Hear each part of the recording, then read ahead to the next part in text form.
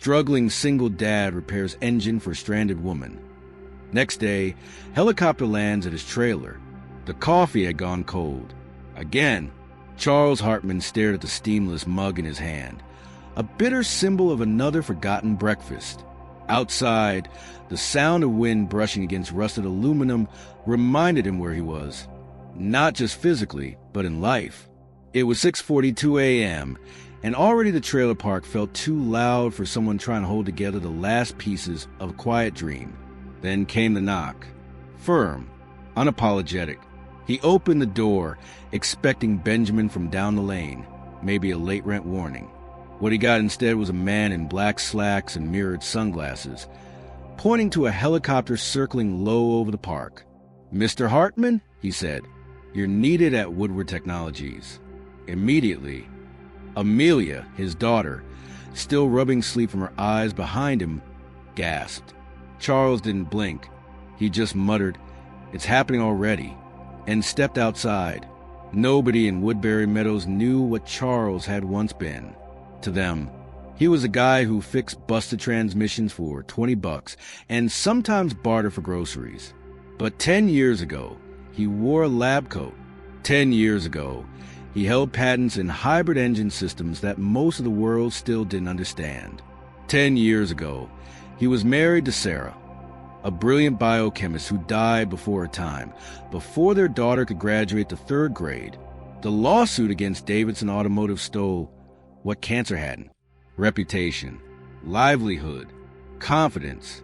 Since then, Charles had been drifting, working out of a makeshift garage under a tarp, avoiding the rearview mirror. He had one job: raise Amelia, and even that felt like slipping sand. The day everything changed, he was late to a tractor repair job out on the outskirts of town. Just after passing the Welcome to Woodbury sign, he saw her, parked roadside, hazard lights blinking on a jet-black prototype hybrid that looked like it cost more than every trailer in the park combined. She was pacing, frustrated, dressed like she belonged in a boardroom, not on a gravel shoulder. He almost drove past. People with cars like that didn't need help from men like him, but something made him stop. Maybe it was Sarah's voice in his head, or maybe it was the way the woman kicked her tire, not out of anger but helplessness. "I called 3 mechanics," she said. "No one can come until morning. I've got a board meeting in Brighton Heights at 8 a.m. Her name was Audrey Woodward. Charles recognized the car before the name, a Woodward Pulse, not yet in full production. And yet, she had won. "Prototype?" he asked. "How do you know that?" she said. He smiled, lifting the hood like a surgeon drawing a scalpel. "Because I designed something like it once." Within minutes, he was elbow deep in circuitry and thermal regulators, bypassing a factory flaw that had stumped teams of certified engineers for months. With only a flashlight, a wrench, and intuition honed by hardship, Charles not only fixed the car, he made it better. When Audrey asked what she owed him, he said, "Nothing, just drive safe." Then he turned away, not knowing she was already dialing her mother. The next morning, the trailer park shook from the force of helicopter blades slicing the air above it. Residents stepped out in pajamas and bathrobes, shielding their eyes. A black SUV with government-level tint parked outside Charles's unit. Out stepped Pamela Woodward, CEO of Woodward Technologies. Impeccable, controlled, ruthless when she needed to be. She shook his hand and said, "You improved a Pulse prototype with hand tools and intuition. My daughter says you might be the key to our next innovation. May I have a moment of your time?" At the Rise and Shine Diner on Route 12, Charles sat across from Pamela over burnt coffee in disbelief. He wore the cleanest shirt he owned, which still smelled faintly of gasoline. Pamela wore a suit that cost more than his truck. She said the offer was real. A position, Director of Innovation, 6 figures, full benefits, educational support for Amelia. "I don't need a resume," she told him.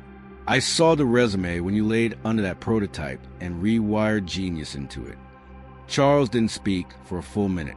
He stared at the steam curling from a new cup of coffee and thought about all the nights he told Amelia her dreams were still possible. And he said, "We'll need time to think." By that afternoon, Amelia had already packed a bag, just in case. That evening, the neighborhood kids gathered near the field behind their unit to touch the grass where the helicopter had landed. And the next day, Charles stepped onto the helipad at Woodward Technologies. He wasn't alone. Inside the innovation lab, engineers whispered about the stranger who'd walked in wearing thrift store sneakers and walked out with the respect of Pamela Woodward herself. The team, skeptical but curious, gathered as Charles dissected their prototype on a whiteboard. "The problem," he said, "isn't your design. It's your perspective. You're building for perfection, not resilience." He sketched an alternate power rerouting system using fewer components, fewer failure points, more performance. Someone muttered, "It's so obvious now." But it hadn't been. That night, Pamela called. "The board wants to fast-track development. We're increasing your department's budget." And Charles? Robert Henderson, he's watching. Henderson was the board's shadow. Silent, calculating. A former Davidson exec turned Woodward investor. He'd seen Charles's name on the patent disputes a decade ago, knew what had happened, and now he was circling back. But the twist wasn't Pamela or Henderson. It was Amelia. That week, her fuel efficiency science project caught the attention of Brighton University's engineering department. A professor called Charles. "Your daughter's proposal shows innovation we don't see at the graduate level. We want her to present at our grant forum." The very next morning, while Charles adjusted a new hybrid schematic in the lab, Pamela pulled him aside. "Your daughter," she said, "is the future of sustainable design. We'd like to offer her mentorship, access to our prototype equipment, university sponsorships. But there's more. Henderson's watching her, too." That night, a message popped up on Charles's phone. An anonymous email. One sentence. "Watch your six." Davidson never forgot. He stared at the screen, heart pounding. Across town, Amelia was asleep, unaware, and Charles knew the past wasn't done with them. If this story moved you, share it. If it made you pause, reflect, or hope, don't let it end here. Hit that subscribe button and follow Beyond True Crime for more stories like this. Stories of redemption, genius, and the power of second chances. And it will change everything. The morning air felt thick with silence, except for the fading roar of the helicopter's rotors as they spun down just outside the Woodbury Meadows trailer park.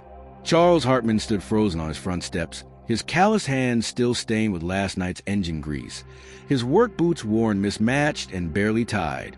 In front of him stood Pamela Woodward, regal, poised, and impossibly out of place beneath the rusting park sign and sagging electrical wires.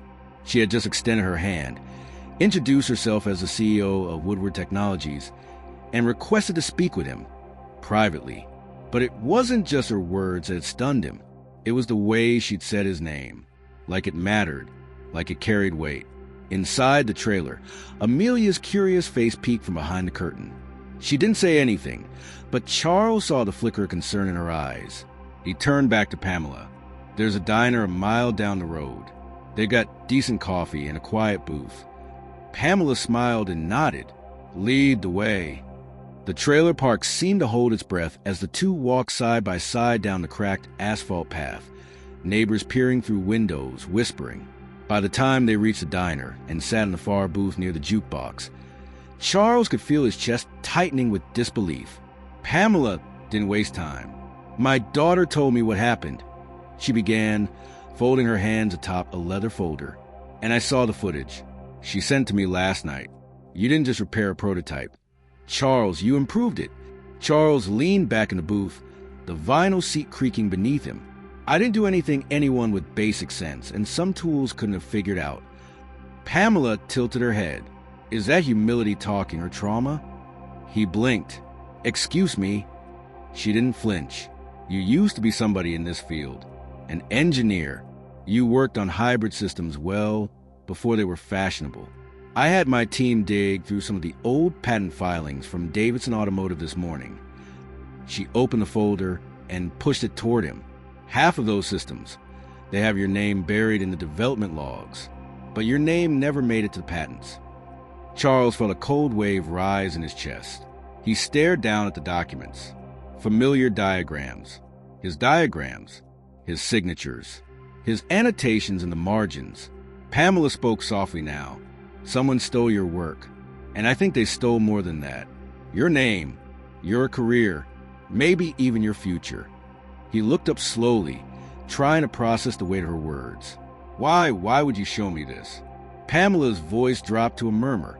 Because I believe in fixing what's broken. And Charles, you've been broken by a system that needs people like you now more than ever. They sat in silence for a long moment. The waitress came by to top up their coffee. Pamela let the steam from her mug rise as she leaned in again. I'm not offering you a handout. I'm offering you a shot at redemption. I want you to come to Brighton Heights. Meet my team. Walk through our labs. Just look at what you could be part of. Charles hesitated. What if it's too late for me? Pamela's answer was immediate. Then it's never been more important that you go anyway. To prove it isn't. Back at the trailer park, Amelia sat on the stoop, textbooks beside her, watching the horizon. When her father returned 2 hours later, he looked different. Not in the way he walked or stood, but in his eyes. Something had shifted. The weight he always carried didn't seem lighter, but he looked like he was finally choosing to carry it differently. We're taking a trip, he said simply, to Brighton Heights. 2 days later, Charles and Amelia stood at the gates of Woodward Technology's sprawling headquarters, a place that looked more like a futuristic city than a workplace. Glass towers rose like promises. Gardens wrapped around walkways. Engineers in clean white coats walked with purpose. I feel underdressed, Amelia whispered. Charles chuckled. Good. Keeps them guessing. Pamela met them at the entrance and introduced them to her senior staff. Amelia was whisked away on a tour of the university's summer program by a young intern who looked equally intimidated and inspired by her. Charles was led down a hallway of labs where tech he'd only read about hummed with potential. And then they entered the hybrid propulsion lab. Everything stopped. Conversations paused. Heads turned. He recognized some of the prototype components before they finished opening the door. Pamela nodded at her lead engineer, Dr. Vasquez. This is Charles Hartman. He's the one who identified the flaw in the pulse prototype. Vasquez folded her arms skeptically. With what tools? Duct tape and hope? Charles didn't flinch. He stepped forward. No, just a socket wrench, a thermal reading from the engine casing, and about 20 years of intuition. The engineers exchanged looks. Vasquez raised an eyebrow. Show me. Over the next hour. Charles didn't just explain the problem. He drew diagrams on a whiteboard, walked the team through the heat cycle imbalance, and demonstrated a cooling loop correction with a prototype model, using nothing but lab scraps and calibrated guesswork. By the end of the session, the skepticism in the room had turned to awe. Vasquez was the last to speak. You shouldn't be fixing tractors. You should be leading this department. Pamela smiled faintly from the corner. That's exactly what I told him. Outside, Amelia was waiting near the central garden, her arms full of lab brochures and her eyes wide. Dad, she said breathlessly, they want me to present my project next week at the university. They said it's already ahead of half their undergrads. Charles stared at her, stunned. For years, he'd been the one keeping her dreams alive. And now, she was starting to carry his. That night, Pamela invited them both to dinner at the executive penthouse. The table had more forks than Charles knew what to do with, but the food was warm and the laughter real. Pamela raised her glass. To second chances, she said. Charles clinked his water against it. And to making the most of them. But just when it all seemed too perfect, the twist came. At 9:47 p.m., Pamela's assistant burst into the room, tablet in hand, eyes wide. Ma'am, she said breathless, you need to see this. She turned the screen toward Pamela, but it was Charles who caught a glimpse. It was a breaking news alert. Davidson Automotive files injunction against Woodward Technologies. Claims trade secret infringement. Charles's blood ran cold. The patents, the designs, the very same ones Davidson had stolen from him years ago, they were now suing Woodward Technologies for allegedly repurposing them. Pamela's jaw tightened. "They know," she whispered. "They're trying to discredit you before we can credit you properly." Charles stood slowly, the room spinning. "What happens now?" Pamela turned to him, deadly calm. Now we fight back. But Charles, this time you're not fighting alone." The room buzzed with tension as the implications settled in. His redemption had just become a war. But this time, the past wouldn't bury him. This time, the world would hear his side of the story. If this story stirred something in you, if you've ever been overlooked, underestimated, or silenced, don't just scroll on. Share this story. Leave a comment. Subscribe to Beyond True Crime, where we bring the unseen into the spotlight. Because every second chance starts with someone daring to believe.